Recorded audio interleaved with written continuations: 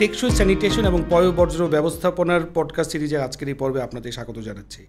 আমি শুরুতে একটা গল্প বলতে চাই। একবার আমেরিকায় একজন ফ্যাক্টরি ওনারের ফ্যাক্টরির একটা মেশিন নষ্ট হয়ে যায়।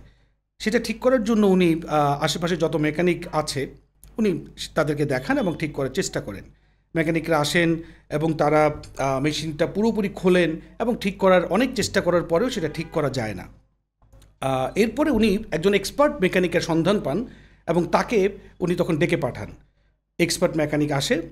এরপর উনি যেটা করে, উনি এক মগ কফি হাতে নিয়ে মেশিনটার চারপাশে শুধু হেঁটে বেড়ায় এবং উনি কাগজে কলমে কী যেন শুধু লেখে এবং হিসাব নিকাশ করে। 20 মিনিট পর উনি মেশিনটার কাছে যান এবং মেশিনটার একটা নাট সেটা খুলে একটু টাইট করে লাগিয়ে দেয় এবং সাথে সাথে মেশিনটা ঠিক হয়ে যায়। এখন যেহেতু কাজ শেষ, ওনার এখন পেমেন্ট নেওয়ার পালা। উনি গিয়ে বলেন যে আমার পেমেন্টটা দিলে আমি চলে যাই। তাকে বলা হয় যে আপনার পেমেন্ট কত হয়েছে। উনি বলে যে $1000। তো ফ্যাক্টরির মালিক খুব অবাক হয়ে যায়। আপনি 10 মিনিট 20 মিনিট মেশিনের চারপাশে হাঁটাহাঁটি করলেন, আপনি মেশিনটা খুললেনও না, একটা নাট শুধু আপনি টাইট করে লাগালেন, কিভাবে আপনি $1000 আপনি ক্লেম করতে পারেন? তো ওনাকে আটকানোর জন্য মালিক একটা চালাকি করে। উনি বলে যে আপনার এই বিলটা আপনি আমাকে ডিটেল ইনভয়েস করে দেন। ইনভয়েসে তখন 2টা লাইন ওই মেকানিক উনি লিখেন। একটা হচ্ছে যে নাটটাকে উনি টাইট দিয়েছে তার জন্য $1 এবং কোন নাটটা টাইট দিতে হবে সেটা যে উনি জানেন, সেই জানার জন্য হচ্ছে $999। শুধু দর্শক, আপনারা বুঝতেই পারছেন যে আমরা আজকে কথা বলবো এই নলেজ, স্কিল এবং ক্যাপাসিটি। আমরা যারা স্যানিটেশন সেক্টরে কাজ করি, আপনারা জানেন যে SDG 6.2 সবার জন্য নিরাপদ স্যানিটেশন নিশ্চিত করার জন্য আমরা যে কাজ করছি, সেখানে আসলে এই নলেজ, ক্যাপাসিটি এইটার কি গুরুত্ব এবং আমাদের বর্তমানে কোথায় গ্যাপ আছে, আমরা কীভাবে এটা উত্তরণ করতে পারি, এই বিষয়ে আজকে আমরা এই পর্বে কথা বলবো। আপনাদের সাথে আছি আমি কে আমিন, কাজ করছি নলেজ ম্যানেজমেন্ট স্পেশালিস্ট ITN বুয়েটে। এবং আমার সাথে আজকে আছেন Dilruba Farzana, deputy project director ten town LLF project. এবং সম্প্রতি আপনি আইবির উইমেন্স ইঞ্জিনিয়ার্স চ্যাপ্টার যেটা যুক্ত হয়েছে আইবির সাথে, সেখানে আপনি ভাইস চেয়ারম্যান হিসেবে আপনি জয়েন করেছেন। আপনাকে অভিনন্দন এবং আমাদের এই পর্বে স্বাগত। ধন্যবাদ আমিন ভাই, আমাকে সুযোগ দেওয়ার জন্য আপনাদের এই পডকাস্টে। ওকে আপা, আমরা যেহেতু ক্যাপাসিটি বিল্ডিং নিয়ে কথা বলবো এবং আমাদের ফোকাসটা আসলে যেহেতু স্যানিটেশনের ক্ষেত্রে, আমরা প্রথমে একটু আপনার কাছে শুনতে চাই যে আমাদের এখন বর্তমানে স্যানিটেশন যে চ্যালেঞ্জ আছে, আমরা যদি SDG 6.2 অর্জন করতে চাই, তাহলে এইখানে আসলে এই ক্যাপাসিটি বিল্ডিংয়ের এটা আসলে প্রয়োজনীয়তাটা কী বা গুরুত্বটা আসলে কতটুকু? শুরুতে আমি আমার পরিচয়টা বা আমার কাজের ক্ষেত্র সম্পর্কে একটু ধারণা দিই। যদিও আপনি বলেছেন যে টেইন টাউনস LLF প্রজেক্ট, আসলে আমার পুরো ক্যারিয়ার লাইফটাই হচ্ছে ওয়াশ নিয়ে এবং গভর্নমেন্ট সেক্টরে। আমি 2005 সালে আমি বুয়েট থেকে সিভিল ইঞ্জিনিয়ার হিসেবে বের হওয়ার পরে 2006 সাল থেকেই আসলে আমি DPEG-তেই কাজ করি। প্রথমে আমি একটা প্রজেক্টে ছিলাম, ওয়ার্ল্ড ব্যাংক ফান্ডেড, সেখানেও হচ্ছে রুরাল ওয়াটার সাপ্লাই স্যানিটেশন নিয়ে কাজ করেছি। এরপরে আবার আমি হচ্ছে 31 BCS দিয়ে সিভিল সার্ভেন্ট হিসাবে আবার DPEG-তেই জয়েন করি, প্রথম চয়েস দিয়ে কারণ এই সেক্টরে কাজ করার জন্য আমার একটা প্যাশন রয়েছে।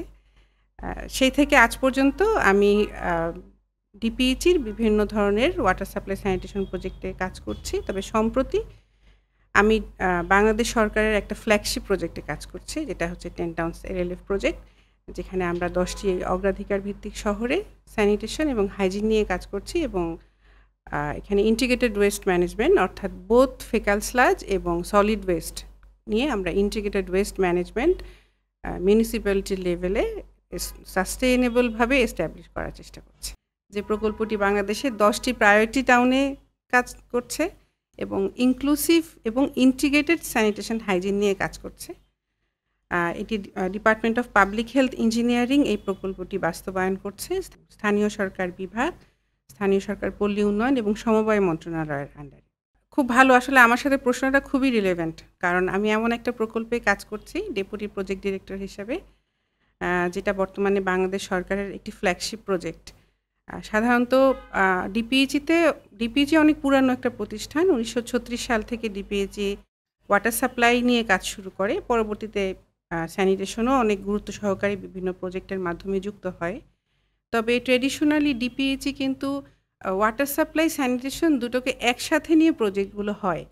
তো দেখা যায় বেশিরভাগ ক্ষেত্রেই আমাদের যেটা অভিজ্ঞতা যে ওয়াটার সাপ্লাইয়ের কাজগুলো খুব সুন্দরভাবে হয়ে যায়, স্যানিটেশনের কাজগুলো একটু কম হয়। কিন্তু আমাদের প্রজেক্টে আসলে ওয়াটার সাপ্লাই নাই, মানে আমাদের স্যানিটেশনের কাজ করতেই হবে। আর স্যানিটেশন বলতে এসডিজি যেহেতু আপনি শুরুতেই বললেন, আমরা সবাই জানি যে আমরা কিন্তু ওপেন ডেফিকেশন ফ্রি স্ট্যাটাসটা অনেক আগেই অর্জন করেছি। এখন আমরা সেকেন্ড জেনারেশন প্রবলেমে আছি, যেখান থেকে আমরা ফেকাল স্লাজ ম্যানেজমেন্ট নিয়ে অনেক বেশি চিন্তা করছি, কাজ করছি অনেক দিন ধরেই। তো এই স্যানিটেশন বা হাইজিন এই সেক্টরের সাথে আসলে ক্যাপাসিটি বিল্ডিংটা খুবই বেশি গুরুত্বপূর্ণ, অনেকটা আপনার ওই গল্পের মতো। খুব ভালো হতো যদি এরকম আমরাও পারতাম যে $1000 মধ্যে $1 হচ্ছে তার টেকনিক্যাল, ধরে নেই যে ইনফ্রাস্ট্রাকচার ইনপুট, আর বাকিটা পুরাটাই ক্যাপাসিটি বিল্ডিং। যদি সেরকম হতো তাহলে হয়তো আমরা 100% এসডিজি অর্জন করেই ফেলতাম। তো আনফর্চুনেটলি সেটা না। তো যাই হোক, যেটা আপনি জিজ্ঞেস করেছেন আমাকে যে ক্যাপাসিটি বিল্ডিংয়ের গুরুত্ব, সেটা অনেকই বেশি। জ্ঞান, স্কিল ডেভেলপমেন্ট, এটার ক্যাপাসিটি বিল্ডিং বলতে ট্রেডিশনালি আমরা অনেক সময় শুধু স্কিল বা ডেভেলপমেন্ট ট্রেনিংকেই চিন্তা করি, কিন্তু ক্যাপাসিটি বিল্ডিং একটা অনেক বড় একটা ইস্যু। এখানে ট্রেনিংয়ের সাথে সাথে এখানে কমিউনিটি এঙ্গেজমেন্ট, এখানে হচ্ছে অ্যাওয়ারনেস রেইজিং এবং ক্যাপাসিটি বিল্ডিং বিভিন্ন টায়ারে এটা কভার করে। এটার সাথে অনেকটা ডেটাবেস বা ডেটা সিস্টেম ম্যানেজমেন্ট এবং পলিসি অ্যাডভোকেসি, হ্যাঁ, ইত্যাদি বিভিন্ন জিনিস কিন্তু এখানে আসে। আমরা এটা আর একটু ডিটেল আলোচনা করতে পারি আপা। আমরা তার আগে যদি একটু ছোট করে আলোচনা করতে পারি যে আপনি যেমনটা বলছিলেন আপনার 10 টাউন এলএলএফ প্রজেক্টে আপনারা কাজ করছেন, সেখানে ক্যাপাসিটি বিল্ডিংয়ের সেখানে আপনারা কাজ করবেন।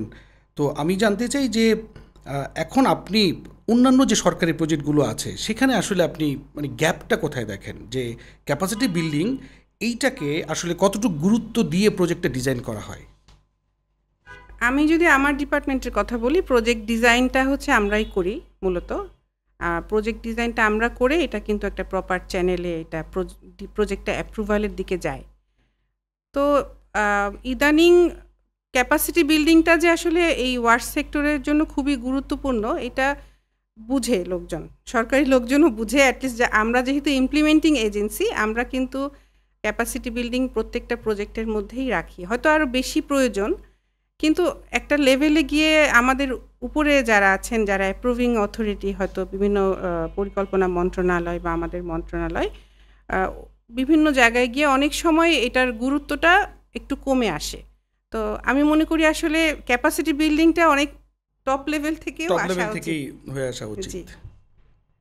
তবুও আমরা এখন ক্যাপাসিটি বিল্ডিং অ্যাটলিস্ট যে গুরুত্বপূর্ণ এটা আমরা বুঝতে পারছি, কিন্তু আমি বলবো না যে এটা সাফিসিয়েন্টলি আমাদের প্রজেক্টগুলোতে ডিজাইন হচ্ছে, বা যতটুকু ডিজাইন হচ্ছে অ্যাপ্রুভালে হয়তো আরও বেশি কমে যাচ্ছে।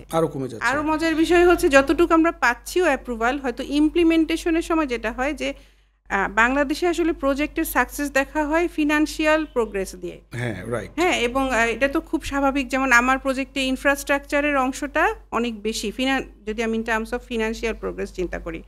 ক্যাপাসিটি বিল্ডিংয়ের ফিনান্সিয়াল আমি যদি ট্রেনিং করাই, খুব কম টাকা আমি খরচ করতে পারবো, কিন্তু দিন শেষে আমাকে দেখাতে হবে যে আমার প্রোগ্রেস হয়েছে প্রজেক্টের, ফিনান্সিয়াল কত % খরচ।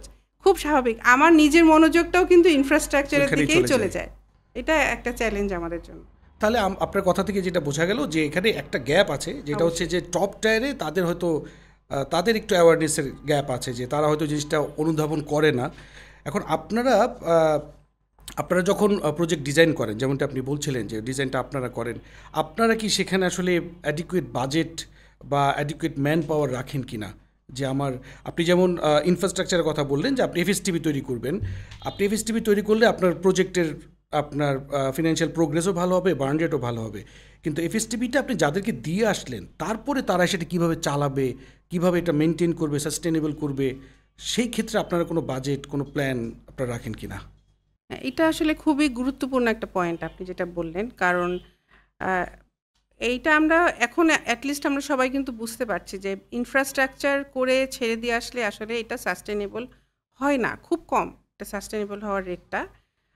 আর ডিপিএইচই কাজ করে মূলত বিশেষ করে আরবান এরিয়াতে। ডিপিএইচই কিন্তু ইনফ্রাস্ট্রাকচার করে কোনো না কোনো হয় মিউনিসিপ্যালিটি বা সিটি কর্পোরেশনকে ইনফ্রাস্ট্রাকচারটা বুঝিয়ে দেয়।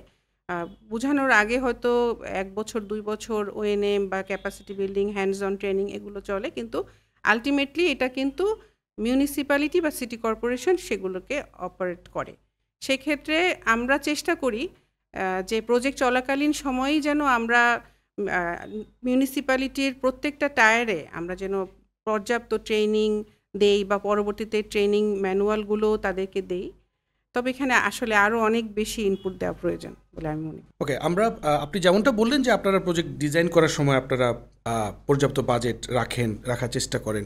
আমি আসলে পরবর্তীতে জানতে চাই যে আপনারা প্রজেক্ট যখন ইমপ্লিমেন্ট করতে যান তখন কি আপনাদের এই সরকারি পর্যায়ে এই ক্যাপাসিটি বিল্ডিংয়ের জন্য পর্যাপ্ত লোকবল আছে কি না? ক্যাপাসিটি আমার প্রজেক্টে যেমন ক্যাপাসিটি বিল্ডিংয়ের জন্য আমাদের একটা সেপারেট ফার্ম হায়ার করার প্রভিশন আছে। কারণ আমার প্রজেক্টে তো ক্যাপাসিটি বিল্ডিংয়ের সাথে অ্যাওয়ারনেস রেইজিং এবং হাইজিন প্রমোশন, বিহেভিয়ার চেঞ্জের প্রভিশন আছে, যেটা তো আসলে আমাদের নিজস্ব লোকবল দিয়ে করাটা আমাদের পক্ষে সম্ভব না এবং আমরা সেটা ইদানিং করছিও না। তবে আমাদের ট্রেনিং ডিভিশন আছে ডিপিএইচির, একটা ফুল ফ্লেজেড ডিভিশন। একজন নির্বাহী প্রকৌশলী হচ্ছে সেই ডিভিশনটাকে লিড করেন। আমাদের নিজস্ব রাজস্ব বাজেটেও আমাদের অনেক ধরনের প্রশিক্ষণ হয়। এমনকি বিভিন্ন প্রজেক্ট আমাদের ট্রেনিং ডিভিশনকে দিয়েও প্রশিক্ষণ করায়। তাদের অবশ্যই লোকবল একটু কম, তারপরেও তারা যেমন আমাদের ট্রেনিং ডিভিশনের কিন্তু শিডিউল পাওয়া যায় না। আচ্ছা, মানে এতই বেশি ট্রেনিং হয়। ওদের ভেন্যু বা ওখানে আমাদের অ্যাকোমোডেশন আছে। অনেক সময় দেখা যায়, যেমন গত সপ্তাহে আমি আমার প্রজেক্টের একটা প্রশিক্ষণ করিয়েছি, আমি কিন্তু আমাদের ট্রেনিং ভেন্যু পাইনি, আমাকে অল্টারনেট ট্রেনিং, মানে এতই বেশি ট্রেনিং হয়। তো দুইভাবেই হয়, মানে লোকবলের যে সংকট, আমি আসলে সংকট বলবো না, কারণ সরকার দেশ যখন উন্নত হয় সরকারি প্রতিষ্ঠানগুলো ছোট হয়ে আসে, তখন তারা কিন্তু আউটসোর্সিং করে। রাইট। না, আপনি যেমনটা বললেন যে আপনারা বিভিন্ন ফার্ম হায়ার করেন, বিভিন্ন ফার্মের পাশাপাশি কিন্তু এখন বাংলাদেশে যেই এনজিওগুলো কাজ করে তারাও কিন্তু ক্যাপাসিটি বিল্ডিংয়ের তাদের প্রজেক্টে বড় একটা কম্পোনেন্ট থাকে এবং তারাও কমিউনিটি লেভেলে বিশেষ করে তারা অনেক কাজ করে। এটাও আমি খুবই চমৎকার, এটা আমি বলতে ভুলে গিয়েছিলাম যে আমার প্রজেক্টটা অন্যরকম একটা প্রজেক্ট, যে আমি বলবো এখানে কিন্তু প্রচুর এক্সটার্নাল যারা ইন্টারন্যাশনাল প্রতিষ্ঠান, আইএনজিওরা আছে, ওনারা উইলিংলি কিন্তু আমাদেরকে সাপোর্ট করেন। এটা আমাদের প্রজেক্টের একটা খুবই এক বিউটি আমি বলবো, এবং আমি এটা খুবই এনজয় করি। যে অনেক সময় দেখা যায় সরকারি প্রতিষ্ঠান বা প্রজেক্টগুলো তো অনেক কিছু নিয়ে দেখতে হয়, অনেক সময় প্রায়ই আমাদের এই ক্যাপাসিটি বিল্ডিং বা সফট কম্পোনেন্টগুলো একটু হয়তো আমরা কম গুরুত্ব দিতে হয় আমাদেরকে। কিন্তু অন্যদিকে দেখা যায় আমাদের যে বিভিন্ন এনজিও আইএনজিও প্রতিষ্ঠান, ওনাদের কিন্তু আবার ক্যাপাসিটি বিল্ডিংয়ের জন্য অনেক গুরুত্ব থাকে, বাজেট থাকে, এবং এমনও কিছু প্রতিষ্ঠান আছে যে যাদের ম্যান্ডেটই এরকম যে গভর্নমেন্ট যেখানে ইনফ্রাস্ট্রাকচার করবে ওনারা সেখানে সফট কাজগুলো করবে, ইনক্লুডিং ঠিক এমনই একটি প্রতিষ্ঠানই কিন্তু আইটিএন বুয়েট। হ্যাঁ, আইটিএন বুয়েট আমাদের প্রজেক্টে যেমন এটা তো সুইস এফএসএম সাপোর্ট সেলের যেই আমাদের ইন্টিগ্রেটেড ওয়েস্ট ম্যানেজমেন্ট, যেটা সরকার বিভিন্ন প্রজেক্টের মাধ্যমে বাস্তবায়ন করছে, আমাদেরটাও ঠিক সেরকমই, আমরাও সেটাই অ্যাডপ্ট করেছি। তো এই সুইস এফএসএম সাপোর্ট সেল যে কোঅর্ডিনেট করে, সেখানে আইটিএন বুয়েট আমাদের কনসাল্টিং ফার্ম আসার আগে তারা কিন্তু আমাদের অলরেডি অনেক মানে ট্রেনিং, এক্সপোজার ভিজিট, এই যে মেন্টরশিপ, অনেক ধরনের কাজ অলরেডি আমাদের যারা প্রজেক্ট পার্সোনেল আমাদের ফিল্ডে, আমাদের মিউনিসিপ্যালিটিতে, লোকাল ডিপিএইচিতে সবাই দেশে বিদেশে অনেক ট্রেনিং কিন্তু তারা অলরেডি করিয়েছে। রাইট। এবং আমি আপনার সাথে একটু যুক্ত করি যে আইটিএন বুয়েট আপনি যেমনটি বলছিলেন, তারা যেমন গভর্নমেন্ট লেভেল অফিসিয়াল বা পৌরসভা অফিসিয়ালদেরকে তারা ক্যাপাসিটি বিল্ডিং করে, ঠিক একইভাবে কমিউনিটি লেভেলে বা বিভিন্ন এনজিও এবং আইএনজিও যে স্টাফ আছে তাদের ক্যাপাসিটি বিল্ডিংও কিন্তু আইটিএন বুয়েট কাজ করে। এবং এটার জন্য আইটিএন বুয়েট মানে প্রচুর ট্রেনিং ম্যানুয়াল তৈরি করেছে, গাইডলাইন তৈরি করেছে, এবং তারা সেগুলো দিয়ে আসলে ট্রেনিং করাচ্ছে। এবং যেটা সবচেয়ে ভালো ব্যাপার সেটা হচ্ছে আইটিএন বুয়েট শুধু নিজেরা যে ট্রেনিং করাবে সেটা না, ওনারা কিন্তু মাস্টার ট্রেনার তৈরি করে। যে আপনি একটা বিষয়ে, যেমন আমরা এখন সবাই কাজ করছি সিওয়াইজ নিয়ে, যেটা আসলে আমার এসডিজির গোল, যেটা সবার জন্য নিরাপদ স্যানিটেশন, সেটা অর্জনের জন্য কিন্তু একটা অন্যতম অ্যাপ্রোচ হচ্ছে সিওয়াইজ। তো এই সিওয়াইজের উপর ওনারা কিন্তু যেমন ট্রেনিং করিয়েছে সবাইকে, তেমন মাস্টার ট্রেনারও তৈরি করেছে। আমিও আই-10 বইটা তৈরি করা একজন মাস্টার ট্রেনার। তাহলে খুবই ভালো। আপনি তাহলে মানে এটা একটা জলজ্যান্ত মানে উদাহরণ যে আই-10 বইটি ক্যাপাসিটি বিল্ডিংয়ে কাজ করছে, এবং যাদেরকে ক্যাপাসিটি বিল্ডিং করছে তারা কিন্তু এখন বিভিন্ন জায়গায় ডিসিশন মেকিং পজিশনে আছে।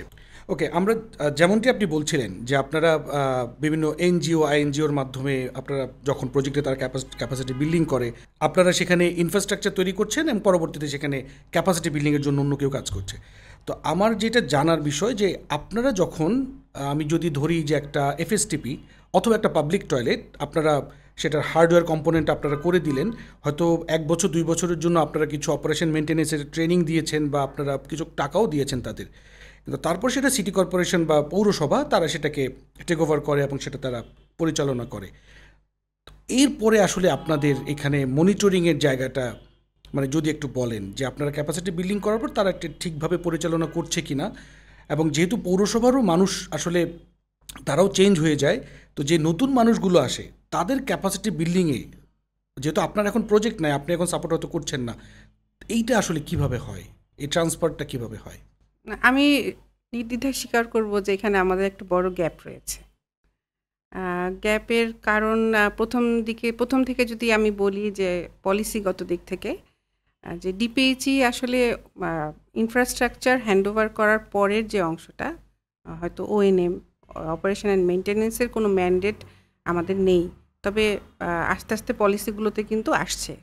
কারণ একটা সময় ছিল আমরা টিউবওয়েল এবং ল্যাট্রিনের উপর ডিপেন্ডেন্ট ছিলাম। হ্যাঁ, আমাদের কাজগুলো এখন অনেক sophisticated.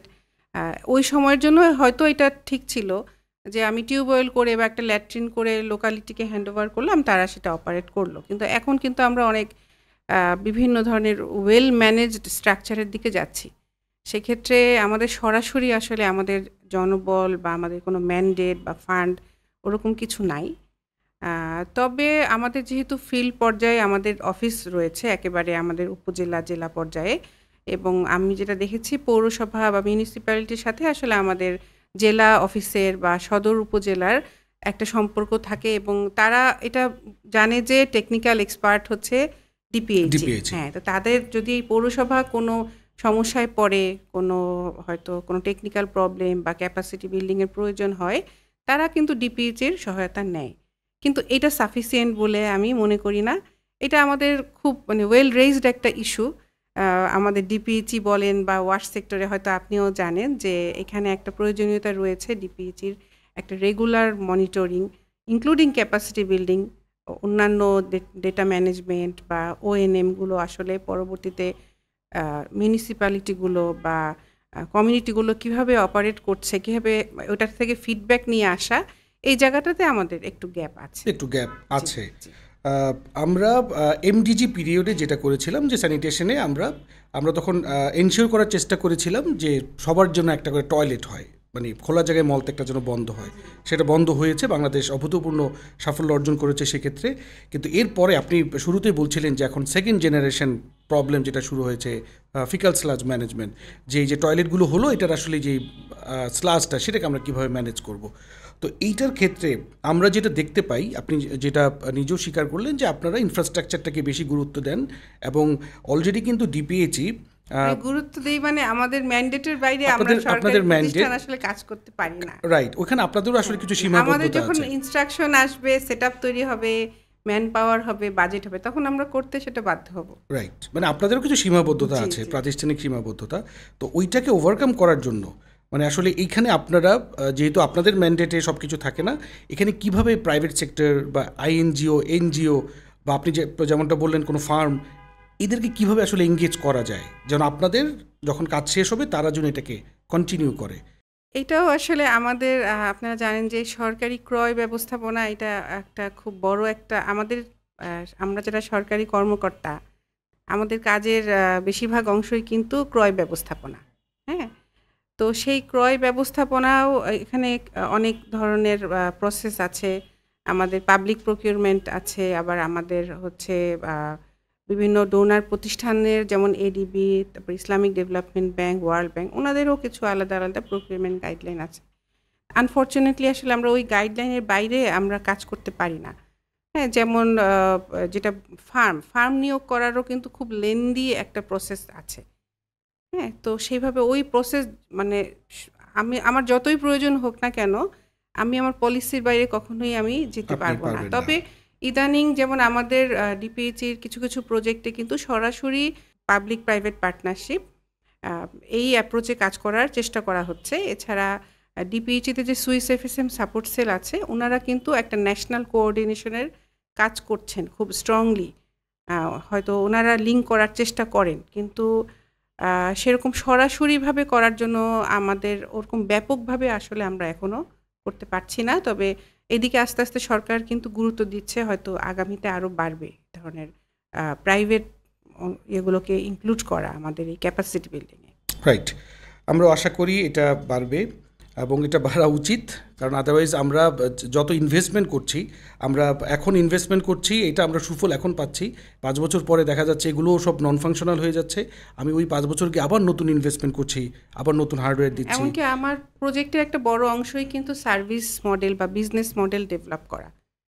We are now well aware যে এটা ছাড়া আসলে হয় না। এটা ছাড়া হবে না। যে ইনফ্রাস্ট্রাকচার, যেটা আপনি ওই প্রথম গল্পটা না, এটা কিন্তু অ্যাটলিস্ট আমরা এখন বুঝতে পারছি, যারা আমরা ইমপ্লিমেন্টিং এজেন্সি বা আমাদের যারা আদার স্টেক হোল্ডার্স, এমনকি যারা সার্ভিস প্রোভাইডার অর্থাৎ মিউনিসিপ্যালিটিস, তারাও এটা কিন্তু অলরেডি তারা অনেক অভিজ্ঞতা, ব্যর্থতা এবং সফলতার অভিজ্ঞতা পার হয়ে এসছে। তো এটা সবাই বুঝতে পারছে এখন, এবং আমার প্রজেক্টে এটা কিন্তু একটা গুরুত্বপূর্ণ অংশ যে আমরা যেমন ইনফ্রাস্ট্রাকচারগুলোর এখন ডিজাইন প্রায় শেষ পর্যায়ে, বেশিরভাগই প্রকিউরমেন্ট হয়তো কন্ট্রাক্ট এগ্রিমেন্ট হয়ে গিয়েছে বা দু একটা হয়তো কিছু জটিলতার কারণে হচ্ছে। একই সাথে আমরা কিন্তু এখনই আমরা কিন্তু সার্ভিস মডেল বা বিজনেস মডেল ডেভেলপমেন্টের কাজ শুরু করে দিয়েছি। যেই ইনফ্রাস্ট্রাকচার এখনো হয়নি, কিন্তু সেটা হলে আসলে সেটা কিভাবে চলবে, হ্যাঁ, সেই যেটা যত ছোট কম্পোনেন্টই হোক না কেন, খুব ছোট একটা কমিউনিটি টয়লেটের জন্য যেমন আমরা প্রত্যেকটা ইনফ্রাস্ট্রাকচারের জন্য আমরা সার্ভিস মডেল ডেভেলপ করছি। এমন না যে একটা আমরা জেনারেলাইজ করছি, এটাও একটা ভুল কনসেপ্ট যে আমি হেড অফিস থেকে একটা জেনারেলাইজ একটা বই বানাই দিলাম, এটা আমার 10টা পৌরসভার জন্য অ্যাপ্লিকেবল হয়ে গেল। কারণ প্রত্যেকটা সিটির নিজস্ব কনটেক্সট আছে, প্রত্যেকের ভয়েস আলাদা। বাংলাদেশ খুব ছোট একটা দেশ, কিন্তু এই দেশের সোশো ইকোনমিক অনেক ভেরিয়েশন আছে। আমি অনেক বেশি মাঠ পর্যায়ে যাই। বিশেষ করে আমি এই প্রজেক্টের আগে একটা রুরাল ওয়াটার সাপ্লাই প্রজেক্টে কাজ করতাম। এটা ছিল বাংলাদেশের 64 জেলার প্রত্যেকটা উপজেলায় আমার কাজ ছিল। আচ্ছা। তো আমি প্রচুর ভিজিট করেছি এবং আমি দেখেছি যে বাংলাদেশ খুব ছোট একটা দেশ হলেও টেকনোলজিক্যালগত ভ্যারিয়েশন আছে, আপনার অবস্থানগত বা হাইড্রোজিওলজিক্যাল ভ্যারিয়েশন আছে, সেই সাথে মানুষের অভ্যাস, মানুষের সামাজিক অবস্থা, মানুষের মন মানসিকতা, মানুষের আর্থসামাজিক অবস্থা, এখানেও কিন্তু অনেক ভেরিয়েশন আছে। তো আমরা এই জন্য চেষ্টা করছি যে প্রত্যেকটা মিউনিসিপ্যালিটিতে গিয়ে ওদেরকে আমরা কোনো বিজনেস মডেল ডেভেলপ করব না, ওরা করবে, আমরা শুধু তাদেরকে ফ্যাসিলিটেট করব। অলরেডি আমরা সেটার কাজ শুরু করে দিয়েছি। তো আমরা আশাবাদী যে আমরা ইনফ্রাস্ট্রাকচার হওয়ার সাথে সাথে এই সার্ভিস মডেলগুলোকেও আমরা ডেভেলপ করব, যেন পৌরসভাগুলো এগুলো পরবর্তীতে সাস্টেন করতে পারে। আরও একটা গুরুত্বপূর্ণ জিনিস, আমাদের মজার একটা মানে ইন্টারেস্টিং একটা ব্যাপার আমাদের প্রজেক্টে আছে, সেটা হচ্ছে আমরা 1 বছরের ওএনএম, এটা একটা কমন বিষয় পেয়েছি সব প্রজেক্টে, যে হ্যাঁ আমরা কাজ শেষ করব, 1 বছরের একটা অপারেশন মেনটেন্যান্স করব, তাদের ক্যাপাসিটি বিল্ডিং করব এবং তাদেরকে হ্যান্ড ওভার করবো। তো আমরা যেটা করছি, আমরা এই অপারেশন অ্যান্ড মেনটেন্যান্সের প্যাকেজটা আলাদা আমাদের। সাধারণত ওই কনস্ট্রাকশন যে করে সেই কিন্তু এই কাজটা করে, কিন্তু এই ট্রেডিশন ভেঙে অনেক চড়াই উতরাই পার হয়ে আমরা এই প্যাকেজটাও আমাদের আলাদা, এবং সেই প্যাকেজের আওতায় যারা এই কাজটা পাবে, মানে যারা অপারেশন অ্যান্ড মেনটেন্যান্স করবে, তারা তো অপারেশন মেনটেন্যান্স করবেই, তার সাথে তারা ক্যাপাসিটি বিল্ডিংয়ের কাজ করবে, এবং তারাই এরপরে হচ্ছে কারা কোনো এনজিও না কোন পৌরসভা, কি পৌরসভা নিজে অপারেট করবে নাকি এনজিওকে দিয়ে করাবে, এই ব্রিজিংটাও কিন্তু সেই প্রতিষ্ঠানটাই করবে, এবং সেইটাও তার একটা ডেলিভারেবল, যেন কোনোভাবেই আমাদের এটা মিস না হয়। আমরা যথাসাধ্য চেষ্টা করেছি, এখন দেখা যাক মানে এটা ফলাফল কথা বলবে। রাইট, এটা খুবই একটা মানে আশাব্যঞ্জক কথা যে আপনারা এখন বিজনেস মডেল বা সার্ভিস ডেলিভারি মডেল আপনারা করছেন। কারণ এইটা ছাড়া অন্য মানে এনজিওতে যেটা হয়, এনজিও কিন্তু একটা লং টার্ম সাপোর্টের জন্য হয়তো আপনার সাথে মানে সরকারের সাথে কাজ করতে পারে না।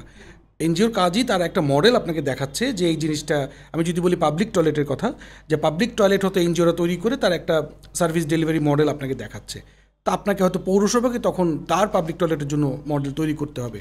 তো আপনারা কি যেহেতু মডেল তৈরি করছেন, কোনো মডেল কি তৈরি হয়েছে বা কোনোটা কি ইমপ্লিমেন্ট হয়েছে এরকম আছে, নাকি সবগুলো জাস্ট না, এখনো ডেভেলপমেন্ট ফেজে আমাদের আছে? যেহেতু এখনো কোনো কাজ কোনোটাই শেষ হয়নি, আমাদের কাজ সবগুলি চলমান। আচ্ছা, হ্যাঁ, তো হয়তো খুব শীঘ্রই আমরা যে বললাম ছোট ছোট যে ইনফ্রাস্ট্রাকচারগুলা, সেটা সেগুলো হয়তো আমরা আপনারা শুরু সাকসেস করবেন। অ্যাটলিস্ট পাইলটিং করতে পারবো, কিন্তু আমরা যে ডেটা কালেকশন বা আমাদের যে অফিসিয়াল ডকুমেন্টিংয়ের যে কাজগুলো, সেগুলো আমরা আপনারা সেটা শুরু করেছি। আর শুরু আমাদের করেছেন। যেগুলি বড় ইনফ্রাস্ট্রাকচার, অর্থাৎ এই ট্রিটমেন্ট প্ল্যানগুলা এফএসটিপি বা, সেগুলো তো আরেকটু সময় লাগবে। সময় লাগবে। আমি এইটার সাথে যে একটু যুক্ত করতে চাই যে আপনারা যখন ক্যাপাসিটি বিল্ডিং করছেন বা প্ল্যান করছেন, তখন আসলে মূলত সিটি কর্পোরেশন বা মিউনিসিপ্যাল অফিসিয়াল এই পর্যন্তই হয়তো মানে বেশিরভাগ প্রোগ্রামে আমরা দেখি যে তাদের ক্যাপাসিটি বিল্ডিং হয়। কিন্তু আমরা কি আরেকটু নিচের টায়ারে চিন্তা করি কি না, যে আমার আমি যেখানে একটা এফএসটিপি দিলাম বা আমি যেখানে পাবলিক টয়লেট দিলাম, সেখানকার কমিউনিটির কোনো ক্যাপাসিটি আমি বিল্ডিং করবো কি না, তাদের অ্যাওয়ারনেস আমি বাড়াবো কি না, এইরকম কি কোনো প্ল্যান আপনাদের থাকে? আমি তো শুরুতেই বলেছি যে আমাদের প্রজেক্টের একটা বড় একটা অংশই হচ্ছে capacity building, awareness raising, hygiene promotion, behaviour ওইটা চেঞ্জ। কমিউনিটি লেভেলে জি, আপনারা করেন? হ্যাঁ, তো সেখানেই তাহলে আমাদের ওখানে যেরকম ক্যাপাসিটি বিল্ডিংয়ে ডিপিএইচির ক্যাপাসিটি বিল্ডিং ডিজাইন ড্রয়িং থেকে শুরু করে অপারেশন মেইনটেনেন্স ওইটা আপনাদের ডিপিএইচির থাকে। আছে, পৌরসভার সবার আছে, যে হচ্ছে ট্রেডিশনাল পিট এমটিআর যারা। হ্যাঁ, হ্যাঁ, আমি যেভাবে উপস্থাপন করি, আমি যখন আমার প্রজেক্টকে পরিচয় করিয়ে দিই, আমি বলি যে এটা ওদের প্রজেক্ট, এটা হচ্ছে ওদের প্রজেক্ট, যারা কাজ না করলে আমরা একদিনও সারভাইভ করতে পারতাম না। রাইট। আমি এভাবেই আমার প্রজেক্টকে পরিচয় করিয়ে দিতে পছন্দ করি, যে আমি যারা পিট এমটিআর, দলিত বা যারা খুবই পিছিয়ে পড়া সম্প্রদায়, যারা আমাদের স্যানিটেশন, আমাদের পরিবেশকে ভালো করা, সুন্দর রাখার জন্য যারা নিজেদের কি বলবো, একটা ইনহিউম্যান জীবনযাপন তারা করে, রাইট। তো তাদের জন্য তাদের আমার প্রজেক্ট। কিন্তু তাদের জীবনমান উন্নয়ন করতে গিয়ে আমি ট্রিটমেন্ট প্ল্যান দিচ্ছি, আমি হেভি ইকুইপমেন্ট দিচ্ছি, আমি ট্রেনিং দিচ্ছি, তো তাদের জীবনমান উন্নত করতে গিয়ে আপনারা সবাই একটা উন্নত জীবন পাচ্ছেন। রাইট। এইভাবেই আমি ইন্ট্রোডিউস করতে চাই আমার প্রজেক্ট। না, খুবই খুবই ভালো লাগলো এভাবে জেনে। আমি একটা এটার সাথে একটু সাপ্লিমেন্ট করতে চাই। আপনারা যেমন আমরা স্যানিটেশন ওয়ার্কারদের নিয়ে আপনারা কাজ করছেন বা তাদের ক্যাপাসিটি বিল্ডিং করছেন, আমি একটু জানতে চাই যে এখানে আমরা দেখি যে স্যানিটেশন সেক্টরে বিশেষ করে ডিসিশন মেকিং পজিশনগুলোতে আসলে নারীদের অংশগ্রহণ খুব একটা দেখা যায় না, মানে তাদের সম্পৃক্ততা খুব একটা দেখা যায় না। তো আপনাদের প্রজেক্টটিকে আপনারা এই নারীদের বিশেষ করে কোনো কমিউনিটি লেভেল হোক, সিটি কর্পোরেশন, পৌরসভা হোক, অথবা আপনাদের ইনস্টিটিউশনাল লেভেলে হোক, তাদের ক্যাপাসিটি বিল্ডিংয়ের জন্য কি আপনারা কোনো পদক্ষেপ নিয়েছেন কিনা? আমাদের প্রজেক্টে এই প্রভিশনটা আছে, এটা মানে আমাদের করতেই হবে, কারণ আমাদের দিন শেষে যে আমাদের প্রজেক্টের যে আমাকে এটাকে আমি কি বলবো, আরবিএম যেটা আমরা বলি, যে রেজাল্ট বেসড মনিটরিং, সেই মনিটরিং রেজাল্ট আরবিএম এর যে ইন্ডিকেটর, সেখানে আমাকে দেখাতে হবে যে কত পার্সেন্ট নারীদের আমরা ক্যাপাসিটি বিল্ডিং করিয়েছি, বা কত পার্সেন্ট নারীদেরকে আমরা মানে বিজনেস মডেল দেওয়ার চেষ্টা করেছি। মানে এন্টারপ্রেনার হিসেবে তৈরি করেছেন? এন্টারপ্রেনিয়র হিসেবে তৈরি করার সরাসরি অপশন এই প্রজেক্টে নাই। এটা ডিপিএইচির পরবর্তী যে প্রজেক্টের ডিজাইন হচ্ছে ওয়াইজ প্রজেক্ট, সেখানে আছে। কিন্তু আমাদের ক্যাপাসিটি বিল্ডিংয়ের মধ্যে এটা আছে, যেই সার্ভিস মডেল বা বিজনেস মডেলগুলো ডেভেলপ হবে, সেইটার মাধ্যমে, ক্যাপাসিটি বিল্ডিংয়ের মাধ্যমে কীভাবে নারীদেরকে আনা যায়। কিন্তু যেহেতু আমাদের ফার্মটা আমরা এখনও রিক্রুট আমাদের হয়নি, এই কাজটা আমরা এখনও সরাসরি শুরু করিনি, তবে এটা আমাদের করতেই হবে, নাহলে আমাদের প্রজেক্ট সাকসেসফুল আমরা এটা ক্লেম করতে পারবো না। রাইট। মানে আমার যেটা মনে হয় মানে আমার কাজের অভিজ্ঞতা থেকে বলি যে আমরা আসলে যখন একটা প্রজেক্ট ইমপ্লিমেন্ট শুরু করি একদম ফিল্ড লেভেল থেকে, ওই যে প্রজেক্ট ফিল্ড লেভেলের যেই আপনার যে সার্ভে করা, যে প্ল্যানিং করা, বা কোথায় টয়লেটটা হবে, টয়লেটটা কেমন হবে, কয় চেম্বার হবে, সেটার ক্ষেত্রেও আসলে মানে সেখান থেকে শুরু করে একদম পলিসি পর্যন্ত প্রতিটা জায়গায় আসলে নারীর অংশগ্রহণটা খুব দরকার। খুবই দরকার, কারণ এটা খুব সিম্পল। আমি যদি একটা উদাহরণ দেই, যে আপনি অনেক বড় বড় প্রজেক্টের, যেমন আমি আরও বিভিন্ন প্রজেক্টে কাজ করেছি, এই প্রজেক্টের আগেও হয়তো অনেক সুন্দর সুন্দর পাবলিক টয়লেট করছে, পাবলিক টয়লেট খুব সুন্দর সুন্দর টাইলস, সুন্দর বেসিন, যেভাবে আমরা সবাই চাই, কিন্তু দেখবেন যে ওখানে নারীদের জন্য হয়তো আলাদা টয়লেটও করা হচ্ছে, কিন্তু একটা মেয়ের যে মেনস্ট্রুয়াল হাইজিনের কথা আমরা চিন্তা করি, একটা ন্যূনতম হয়তো একটা জায়গা লাগবে যেখানে সে তার ব্যাগটা রাখবে, হ্যাঁ, তার হয়তো একটা ডাস্টবিন লাগবে। আমি না হয় আশা ছেড়ে দিলাম যে স্যানিটারি ন্যাপকিন থাকবে, সেই পর্যায়ে আশা করছি না, কিন্তু সেই ইউজড স্যানিটারি ন্যাপকিন সে ডিসপোজ করবে এতটুকু মিনিমাম সুবিধাটা থাকে না। মানে আমি কি বলবো, আমি খুব মাঠ পর্যায়ের মানুষ, তো আমি খুব সহজ ভাষায় বলি যে আমি যখন বলি যে এটা নাই কেন, আমাকে সবার আগে বলা হয় যে বাজেট প্রবলেম। আপনি যদি একটা দেয়াল করতে গিয়ে একটা ইটকে একটু বাড়িয়ে দেন, সেখানেই কিন্তু একটা মেয়ে একটা ব্যাগ রাখতে পারে, তাই না? তো এই জিনিসটা কেন হচ্ছে? কারণ এই ধরনের স্যানিটেশন প্রজেক্ট ডিজাইন, প্ল্যানিং থেকে শুরু করে ডিজাইন এবং ইমপ্লিমেন্টেশনে, বিশেষ করে আমি বলবো ডিজাইনে নারীদের অংশগ্রহণ খুবই কম। কারণ একটা মেয়েই তো বুঝতে পারবে যে আসলে তার কি প্রয়োজন, এটা তো আমরা অস্বীকার করতে পারবো না। থ্যাংক ইউ আপা, আমরা একেবারেই শেষ পর্যায়ে চলে এসেছি। আপনাকে অসংখ্য ধন্যবাদ, আপনি আপনার মূল্যবান সময় থেকে আজকে আমাদেরকে কিছুক্ষণ সময় দিয়েছেন। আমারও খুবই ভালো লেগেছে আসলে আপনাদের এই প্রোগ্রামে আসতে পেরে। আমার চিন্তার অনেকগুলো উইন্ডো আসলে ওপেন হয় আলাপ আলোচনায়, আর আমার কথায় যদি অন্যদের উপকার হয় তাহলে তো আলহামদুলিল্লাহ। আপনাকে অনেক ধন্যবাদ আমিন ভাই, আর আমি কৃতজ্ঞতা জানাচ্ছি এফএসএম নেটওয়ার্ক এবং প্র্যাকটিক্যাল অ্যাকশনকেও আমাকে সুযোগ দেওয়ার জন্য। শুধু দর্শক, আমরা একেবারে শেষ পর্যায়ে চলে এসেছি। আজকের আলোচনা থেকে আমরা জানলাম সাস্টেনেবল ডেভেলপমেন্ট গোল 6.2 অর্জন করতে গেলে শুধুমাত্র অবকাঠামো নির্মাণের ক্ষেত্রে জোর দিলে হবে না, এর পাশাপাশি এর রক্ষণাবেক্ষণ পরিচালনার সাথে সংশ্লিষ্ট যারা আছে তাদের দক্ষতা উন্নয়নও খুব জরুরি। আজকের মতো এখানেই বিদায় নিচ্ছি। সামনের পর্বে নতুন কোনো ইস্যু নিয়ে আপনাদের সাথে দেখা হবে। ধন্যবাদ সবাইকে।